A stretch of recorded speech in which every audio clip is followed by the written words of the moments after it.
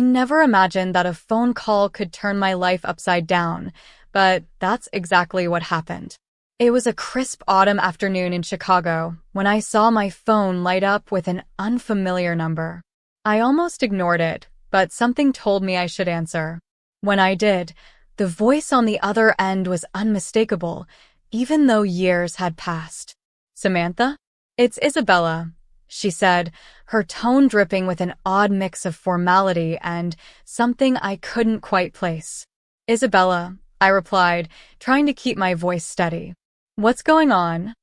Isabella, my estranged sister, had called to deliver the news that our grandmother had passed away. The news itself was shocking, but the way she spoke, it was clear she had a hidden agenda. "I just wanted to let you know," she said, her voice tinged with a hint of mockery. "I'm sure you're busy with your modest life." I could almost hear her smirking through the phone. Her words stung, but I tried not to let it show. "Thank you for letting me know. I'll make arrangements to come." It wasn't just her words that stung, it was the memories they dredged up. Growing up, Isabella was always the golden child. She had our father's favor and a certain charm that seemed to make everything fall into place for her. As for me, I was often left in the shadow. Even though I tried my best to excel, my efforts seemed to be overlooked. Isabella and I hadn't spoken much in years. After she had stolen David from me, I had cut ties with her and, by extension, with the rest of my family. It wasn't just about the betrayal, it was about how it highlighted the unequal treatment I had always felt. David Parker had been my fiancé. He was the love of my life, and we had a future planned together. That was until Isabella, with her manipulative charm, came into the picture. David had left me for her, and I had been devastated. It wasn't just a broken relationship, it was a betrayal that left scars. Our family had always been fractured. Our father, stern and unyielding, had favored Isabella for her resemblance to him. My mother, although caring, was often caught in the middle. She tried to show support, but it was clear that Isabella had always been the preferred child. I had chosen a different path after the breakup. I left my job as a school administrator to focus on raising my daughter, Lily. John, my husband, was a supportive tech executive who loved me for who I was. We had a cozy home in the suburbs and a life that, while modest, was filled with love. Lily, our 6-year-old daughter, was a bright spot in our lives. She had a passion for drawing and even had a popular YouTube channel where she shared her artwork with the world. Despite the success in my personal life, the call from Isabella brought back a wave of old emotions. The thought of returning to the family home for the funeral filled me with apprehension. I hadn't been there in years, and the memories were bittersweet. Our grandmother had always been a beacon of kindness in our family. She was the one person who had supported me unconditionally. Her death marked the end of an era, and now, with Isabella's call, it felt like I was being dragged back into a world I had tried to leave behind. I spent the next few days preparing for the trip. The thought of seeing Isabella again filled me with a mix of dread and anticipation. It was not just about the funeral, it was about facing the family dynamics that had shaped so much of my life. I couldn't shake the feeling that there was more to Isabella's call than just the announcement of our grandmother's passing. When the day of the funeral arrived, I found myself standing in front of the old family home. The house looked exactly as I remembered it, unchanged and yet somehow different. It was as if the walls held the echoes of our childhood, the echoes of laughter and fights, of dreams and disappointments. Inside, the atmosphere was heavy with grief and nostalgia. I saw familiar faces, some filled with sorrow and others marked by hidden agendas. As I moved through the crowd, I caught sight of Isabella, her eyes scanning the room with a practiced indifference. She was surrounded by people who seemed to hang on her every word, her charm as potent as ever. I watched her with a sense of unease. Despite the years and the distance, It felt like we were still locked in the same old struggle. Isabella's presence was a stark reminder of the family dynamics that had always been a part of my life. In the middle of the ceremony, as the eulogies were being delivered, Isabella managed to corner me. "Samantha," she said with a smile that didn't reach her eyes, "it's been a while." I forced a smile in return. "Yes, it has. How have you been?" "Oh, you know," she replied, her voice dripping with false sweetness. "Life has been interesting." I could sense the undercurrent in her words, the same old rivalry that had never truly faded. As I looked at her, I realized that this reunion was not just about mourning our grandmother. It was about confronting the past, the betrayals, and the choices that had shaped both of our lives. Little did I know that this encounter would set the stage for revelations that would challenge everything I thought I knew about my sister and our family. The days leading up to the funeral were filled with tension and unresolved feelings. I tried to focus on my family, John, Lily, and our daily routines, but it was impossible to ignore the looming reunion with Isabella and the family I had distanced myself from. The familiar, yet painful, echoes of the past were all too real. On the day of the funeral, the air was thick with grief and unresolved emotions. The family home was filled with relatives and acquaintances, all paying their respects. The house, with its worn charm, seemed to watch over us like an old friend holding secrets. The walls felt heavy with the weight of past arguments, laughter, and hidden truths. As I entered the living room, I felt Isabella's eyes on me. Her presence was as imposing as ever, her polished exterior masking the deep-seated rivalry that had always existed between us. It wasn't long before she approached me again, her smile now more genuine, but still carrying an edge. "I've been meaning to catch up," Isabella said, her voice carrying a note of curiosity. "It's been a while since we've had a chance to talk." I forced a smile, trying to keep my emotions in check. "Yes, it has. How have things been for you?"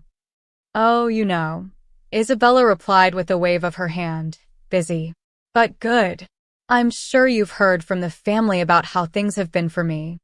I nodded, though I wasn't entirely sure what she was referring to. The last I had heard from our parents, Isabella was living a life of luxury in Los Angeles. The stories I heard seemed to paint a picture of success and perfection, but I knew better than to take them at face value. During the wake, Isabella made a point of flaunting her perceived success. She spoke of her life in Los Angeles, her upscale lifestyle, and her supposed achievements. It was as though she was trying to outshine everyone, to prove that her life was better than mine. I watched her with a mix of curiosity and irritation. I knew that beneath her confident facade lay a tangled web of lies and manipulations. It was hard to ignore how she spoke about David Parker, my former fiancé and now her ex-husband. Her casual mentions of him, her attempts to show how unaffected she was by their failed marriage, felt like salt in an old wound. David had once been the center of my world. We had been planning a future together until Isabella, with her cunning and charm, had stolen him away. The betrayal had left me heartbroken and disillusioned. Seeing Isabella flaunt her life so casually was a painful reminder of the hurt I had tried to move past. I decided to confront Isabella about the past, hoping to find some closure. As the crowd began to thin out, I pulled her aside into a quiet corner of the house. "Isabella, can we talk?" I asked, trying to keep my tone calm. She looked at me, her eyes narrowing slightly. "Of course. What's on your mind?" "I need to understand why," I said, struggling to keep my voice steady. "Why did you have to take David from me? What was it that made you think you could just take him away?" Isabella's expression shifted from faux cheerfulness to something colder, more calculating. "Samantha, it's not about taking anything. David and I had our own connection. You just didn't see it. You manipulated him," I said, my voice rising with emotion. "You knew how much I loved him." She shrugged nonchalantly. "David made his own choices. You have to move on, Samantha. Life doesn't wait for anyone." Her dismissive attitude was infuriating. "You never understood, did you? It wasn't just about David. It was about how you always seemed to have everything handed to you while I was left struggling." Isabella's face hardened. "Don't blame me for your shortcomings. We all have our battles. Maybe if you had been more assertive, things would have been different." Her words felt like a stab in the dark, hitting all the old wounds that had never fully healed. I wanted to lash out, but I took a deep breath, trying to stay composed. This isn't just about David. It's about our family, the way things have always been stacked against me. Before Isabella could respond, I was interrupted by the arrival of some distant relatives. I had no choice but to step away, the confrontation unresolved. The rest of the evening was a blur of faces and condolences, but my mind was occupied with thoughts of the past and the unresolved issues between Isabella and me. The next day, as the funeral came to a close, I felt a sense of both relief and apprehension. The family dynamics were as tangled as ever, and I knew that there was more to uncover. Isabella's perfect life was beginning to crack, and I was determined to see the truth come to light. I left the funeral with a heavy heart, but a renewed sense of purpose. There was more to this story, and I was prepared to face it head-on. The confrontation had set the stage for deeper revelations, and I was ready to uncover the full extent of the lies and deceptions that had shaped our lives. The days following the funeral were filled with an unsettling calm. I found myself replaying my confrontation with Isabella over and over, seeking clarity in the chaos. It was clear that the family's underlying issues were far from resolved. My mother's apology, though appreciated, did little to mend the rift that had existed for years. John and Lily were my anchor during this tumultuous time. They sensed my distress, but chose to offer comfort rather than prying into my troubles. Lily, with her innocent curiosity, continued to pour her heart into her YouTube channel, sharing her drawings with the world. Her joy was a bright spot amidst the darkness. It wasn't long before the next chapter of this saga unfolded.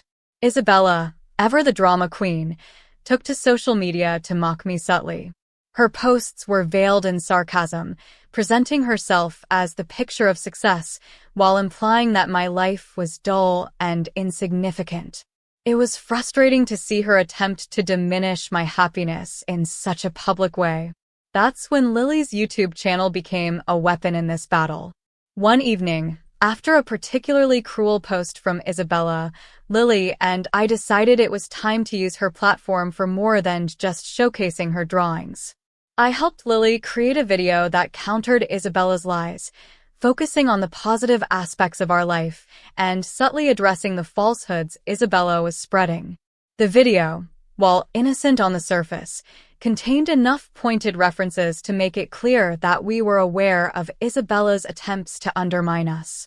It quickly gained traction, and soon, the comment sections of both Lily's channel and Isabella's posts were flooded with reactions.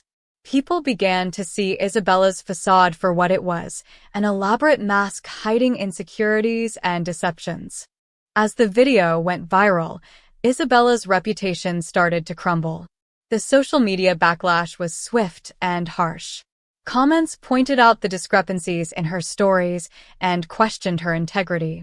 The spotlight she had so carefully crafted was now exposing her vulnerabilities. Meanwhile, Isabella's personal life began to unravel in parallel. David, struggling with the public fallout from our confrontation and the negative attention surrounding his and Isabella's failed marriage, made a significant error at work. It led to his dismissal from his position as a software engineer. The professional and personal pressure became too much for him, and he fell into a deep spiral of self-doubt. Unable to cope with the financial and emotional strain, Isabella made a drastic decision. She filed for divorce, severing the final ties with David. Their son, James, became a casualty of this turmoil, and due to Isabella's unstable situation, he was placed into a care facility, a stark contrast to the privileged life she had once flaunted. The family dynamics were shifting rapidly. My mother, who had always been more sympathetic to me, approached me with a heartfelt apology for the past. She admitted that her favoritism towards Isabella had been a mistake, and she acknowledged the hurt it had caused. "I'm sorry for everything, Samantha," she said, her eyes filled with regret. "We should have done better by you. I see now how much pain we've caused." I appreciated her words, but the scars of the past were not easily healed. I chose to maintain a distant but cordial relationship with her, focusing on what truly mattered, my family's happiness and well-being. In the midst of these revelations, John and I decided to take a break from the chaos. We planned a joyful outing to an amusement park, a chance for Lily to enjoy herself and for us to reconnect as a family. It was a reminder of the simple joys and the love we shared. The trip was everything we needed, a day filled with laughter and bonding. It reinforced the strength of our family and highlighted the content life we had built together. It was a much-needed respite from the drama, and it reminded me of the importance of moving forward with love and support. As we enjoyed the day, I realized that while the past had its shadows, the future held the promise of light. With Isabella's downfall and the family's apologies, I felt a sense of closure. The journey was far from over, but for now, I could focus on cherishing the present and looking forward to a brighter future. The weeks after our trip to the amusement park brought a profound sense of calm. My life, once shaken by familial discord, was finding its equilibrium again. As I looked around at my little family, I realized how much we had grown through all the trials. Isabella's downfall was a hard pill to swallow, but it was a reminder of the destructive power of envy and manipulation. Her failed attempts to belittle my life had only served to bring her own downfall into the spotlight. The divorce, the loss of her son to a care facility, and her diminishing reputation were harsh consequences of the path she had chosen. David, once a part of my life and now a figure of past regrets, faced his own set of challenges. His dismissal from his job had left him struggling to find his footing. Yet, despite everything, there was a sense of detachment from my part. My focus had shifted entirely to my own family and the life we had worked so hard to build. John and I continued to nurture our relationship, finding strength in each other. Our daughter, Lily, thrived in her creative endeavors.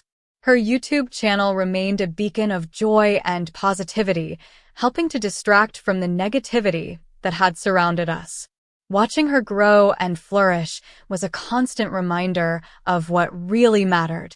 One day, I received a letter from my mother. In it, she expressed her sorrow for the way things had unfolded and asked for forgiveness. Her apology was heartfelt, but I knew that mending our relationship would take time. I responded with kindness, acknowledging her regret while emphasizing the importance of moving forward. Our family dynamics had been altered permanently, but the experience had also brought clarity. My parents' favoritism towards Isabella and the subsequent fallout had taught me invaluable lessons about resilience and forgiveness.